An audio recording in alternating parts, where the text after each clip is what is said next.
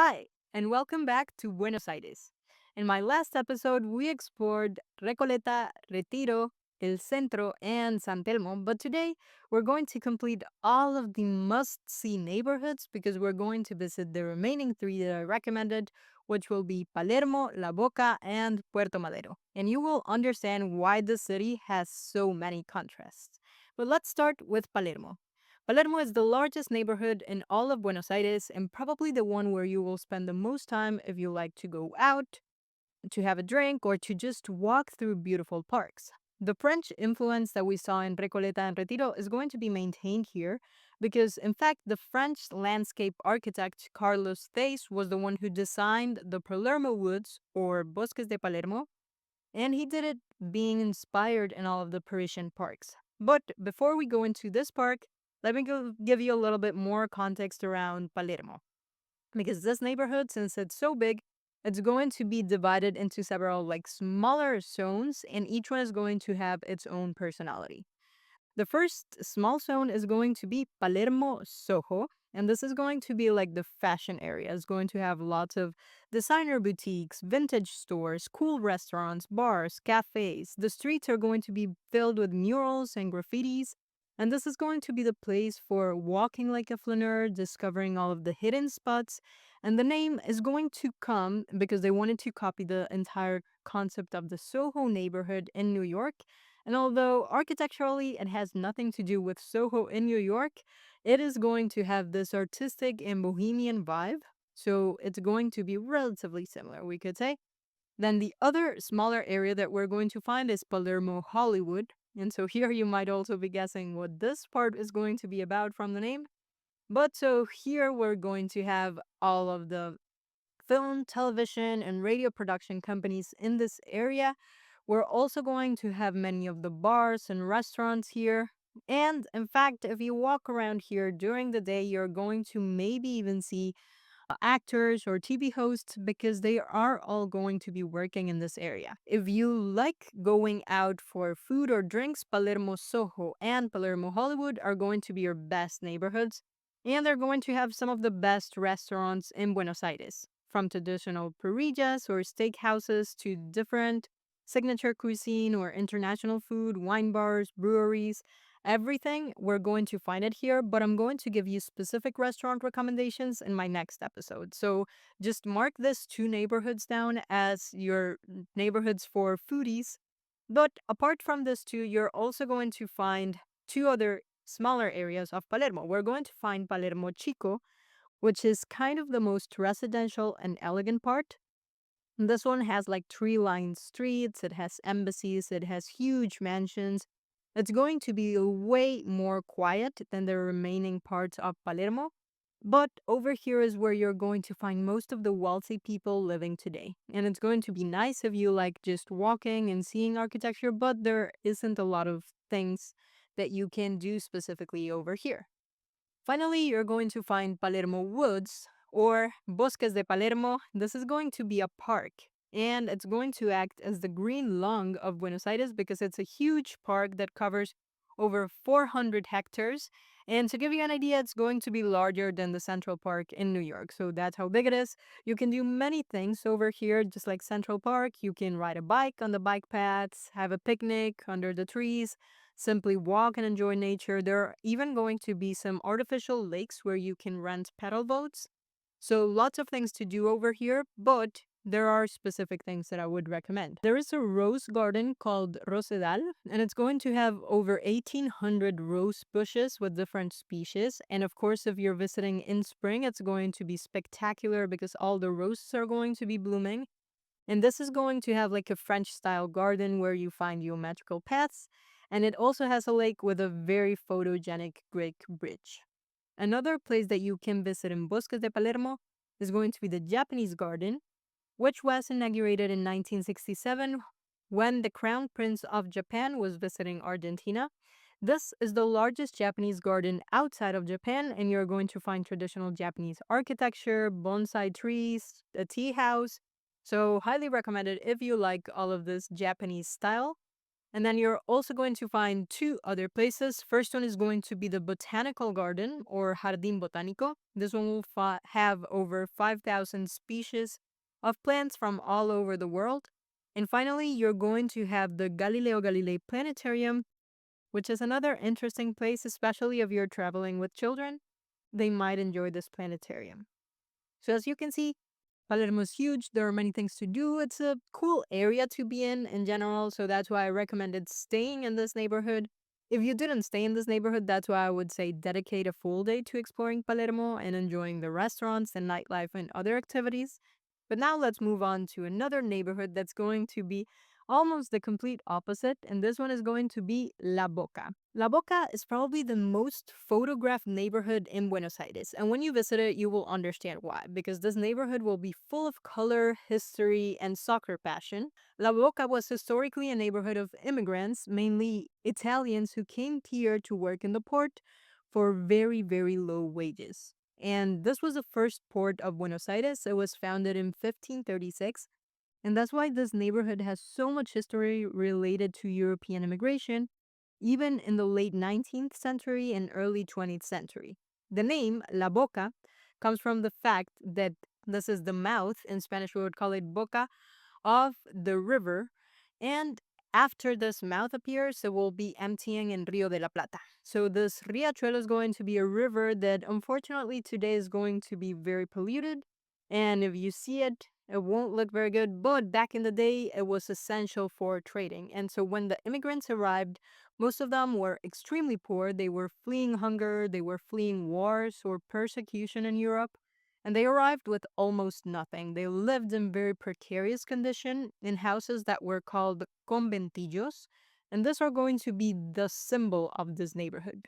Conventillos were these buildings where you can now enter. They're going to be filled with tourist stores, but when you enter, I want you to also look where all of the stores are located because in those buildings, dozens of families used to live all crammed together. So imagine a building with a long central courtyard, and around the courtyard, you're going to find the small rooms, which are going to be approximately 9 square meters, which today is going to be just a tiny shop. But back in the day, a complete family would live in each one of the. The colors of all of these houses and neighborhoods are also not just going to be for aesthetics or for Instagram. Probably today it is related to all of this tourism that's around it, but back in the day when the immigrants could get here, they could not afford to buy paint. And so they would ask all of the shipyards for the leftover paint that remained after they had painted the ships, and that's why each of these walls would have a different color because basically they would use whatever was given to them.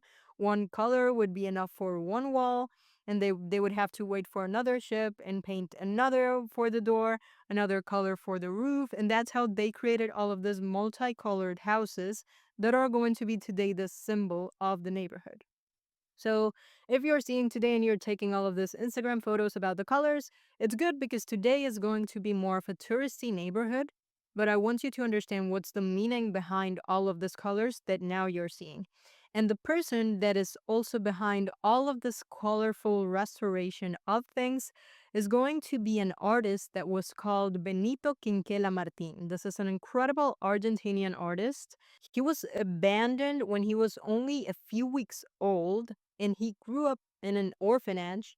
He was then adopted by a humble family who worked with coal, and his first drawings were made with leftover coal from his parents at work. But he kept drawing and he became one of Argentina's most important artists. The most admirable thing, though, is that when he earned money and he could technically leave this slum neighborhood, he didn't leave. He returned to La Boca and he dedicated his entire life for improving it. And so when you walk through La Boca, you're going to see Quinquela everywhere. And he was the one that was suggesting, hey, let's remodel this with all the colors. Let's do different artistical things because his style was trying to include many colors. And you're also going to find some Quinquela murals that will show other things that he included in his painting styles. The first is that we always included all of the ships, cranes, and workers that were in La Boca, and he would always show these human figures, kind of small, carrying things, making an effort, because that is what he wanted to show, the hard work of the immigrants of the port in La Boca.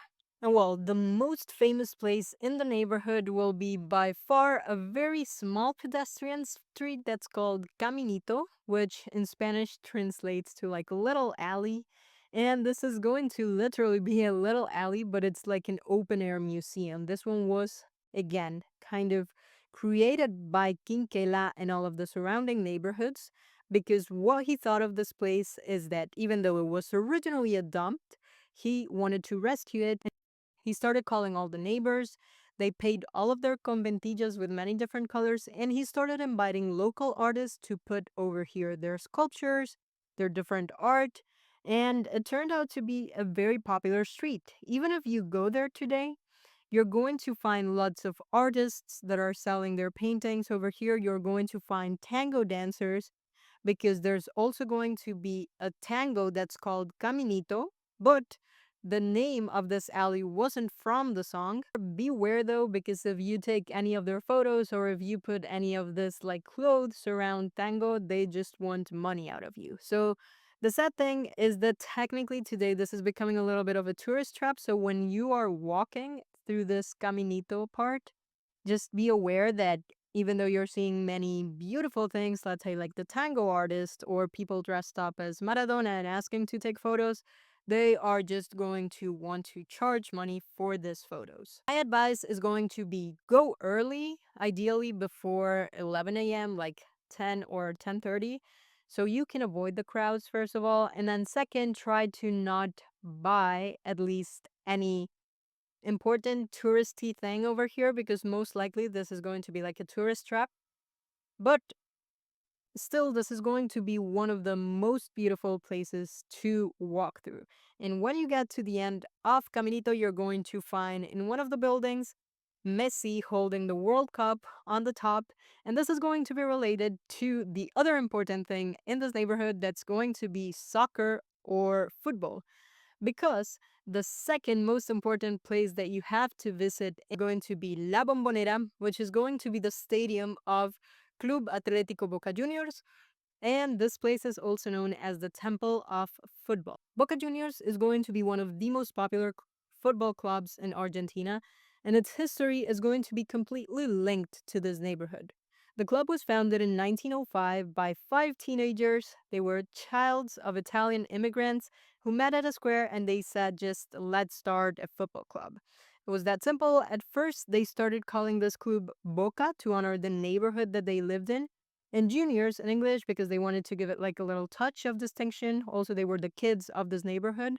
The original colors that they were using was white with black stripes, but this looked a little bit like Juventus of Italy. So they decided to change these colors, and the way that they chose those new colors was to leave it to chance. They agreed that the colors of the flag of the first ship that would enter the port would be the club's colors, and the ship that entered was Swedish, and that's why Boca has the blue and yellow colors of the Swedish flag. Boca Stadium, which is going to be La Bombonera, is going to be a very unique stadium in the world. It was inaugurated in 1940, and it has a very particular shape because it looks like a D almost, and so it's going to have a straight wall. Um, on the one side and it's going to be curved in the other. So it looks like this. And this is going to cause all of the sound to concentrate and reverberate in a very special way. And that's why all of the fans will take you. La Bombonera won't tremble, it will beat like a heart. And another unique thing about this, if the sound is already not being loud enough, is that the stadium is going to be very vertical. It will have three floors of stands, and the stands are not going to be flat, but they are going to be like stairs. So people will watch the game standing up, and they are kind of one above the other. So they're literally like on top of the field of play. And this makes the experience very intense. And if you can get tickets to see a match, this is for sure going to be an unforgettable experience. But I warn you, it's going to be chaotic. There's going to be a lot of people, a lot of noise, a lot of flare smoke, chanting the entire 90 minutes. This passion is going to be overwhelming, but again, it's going to be one of the best ways for getting to know porteños and their true passion for soccer. If you've never been to a soccer match in South America, though, prepare yourself, embrace yourself, because this experience will be unlike anything you've ever seen before. It's almost a religious experience for all the fans. If you can't get tickets for a match, which could happen because they're going to be selling out very fast, or also if you just don't want to experience this crazy madness that I described, you can still go into the stadium through the Boca Museum. So, this tour of the museum is going to include a visit to the field of play, the locker rooms, the boxes, and in the museum, you'll hear the entire history of the club. You'll see their trophies, their historical jerseys, the different interactive screens. This will cost around $20, and it is well worth it if you like soccer history or if you just want to learn more about soccer in Argentina. And the museum's going to be open pretty much every day from 10 a.m. to 6 p.m. One fun fact is that Diego Maradona, which is probably one of the best soccer players in Argentina, played for La Boca, and his private box is going to still be there. But if you watch a Boca match on TV sometime, the cameras are going to be showing his daughters in the box. And well, with that, you would see all of the essential parts of La Boca. And if La Boca was showing all of this working class and colorful Buenos Aires, the last neighborhood that I'll present is going to show the complete opposite. Buenos Aires of the 21st century that looks very, very rich, and this neighborhood is going to be Puerto Madero. Puerto Madero is the most expensive neighborhood, not only in Buenos Aires, in all of Latin America. Their square meter is going to cost almost $6,000, which is more expensive than Ipanema in Rio de Janeiro or Vitacura in Santiago de Chile. But the irony is going to be that 50% of the apartments are going to be occupied only. So many people are buying to invest here, but they do not live here.